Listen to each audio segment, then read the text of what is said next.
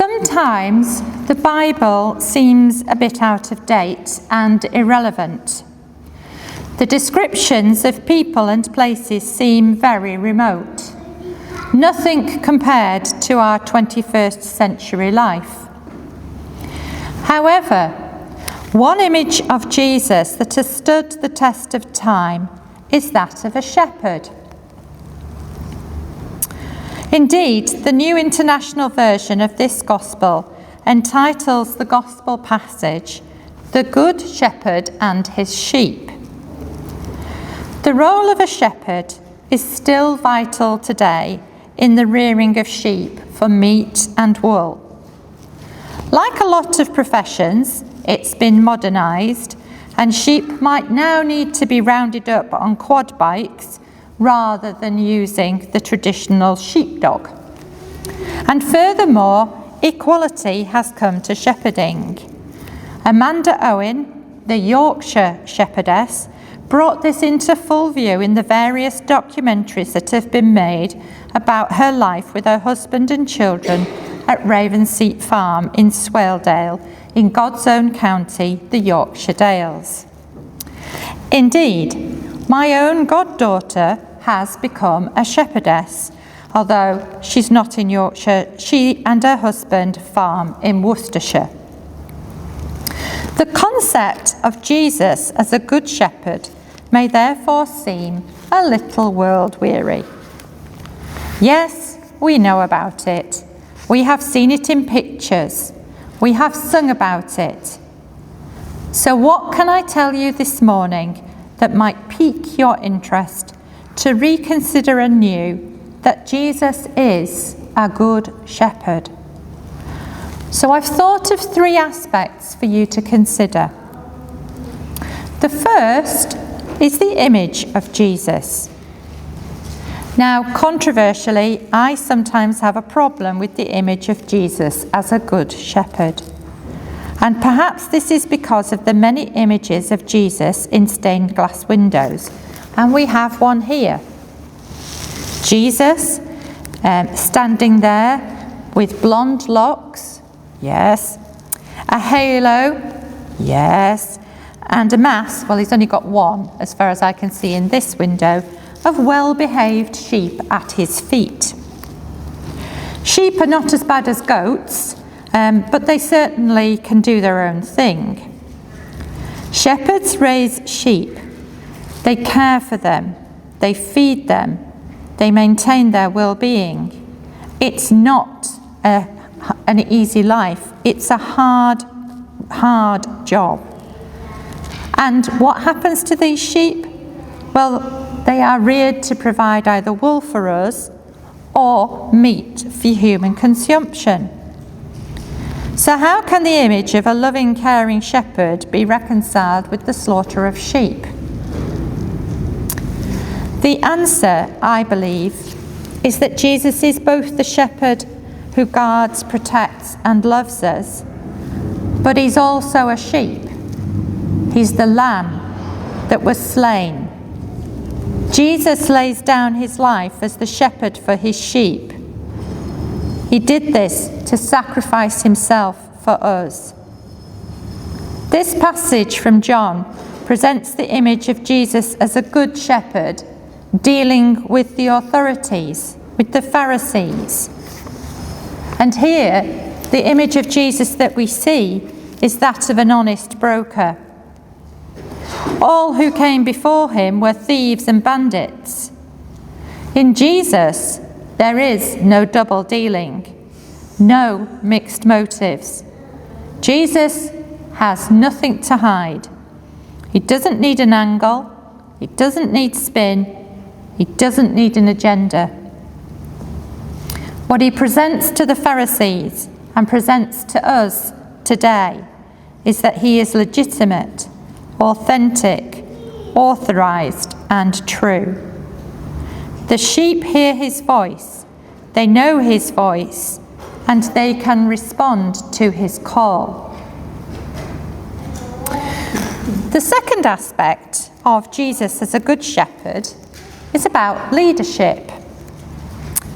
I love eye-catching thought for the day on BBC Radio 4 on the Today programme.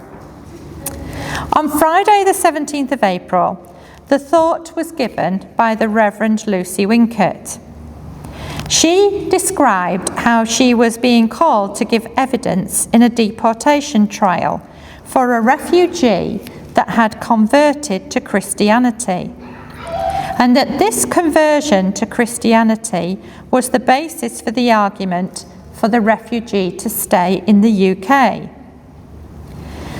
Lucy stated that she was not surprised by the recent BBC investigation into asylum seekers, whereby false claims were being made about sexuality, beliefs, or circumstances.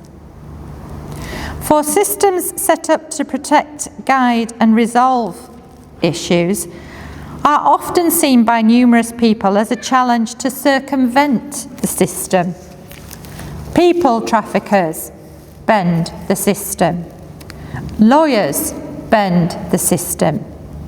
Accountants find tax loopholes. And thus the message that Jesus gives us today is really important.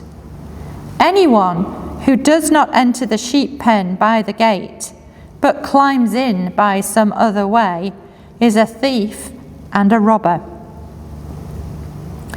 Lucy Winkett concluded her thought for the day by stating that the collective commitment to passion, fair judgment, mercy and care towards those who are in need of help and direction will never, can never, and should never go out of fashion.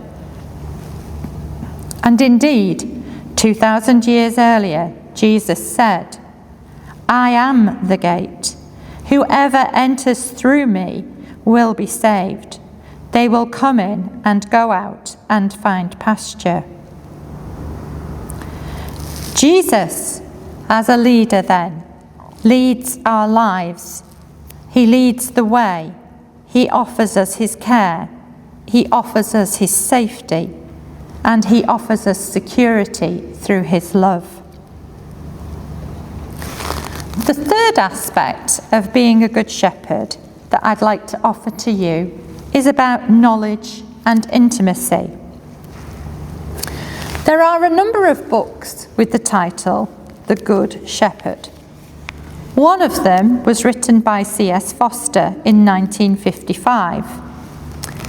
It's not got anything to do with Christianity. It's a renowned World War II naval novel focusing on Commander George Crouse, who leads an Allied convoy across the Atlantic while battling U-boats and extreme exhaustion. The book was the basis for the 2020 film Greyhound, starring Tom Hanks.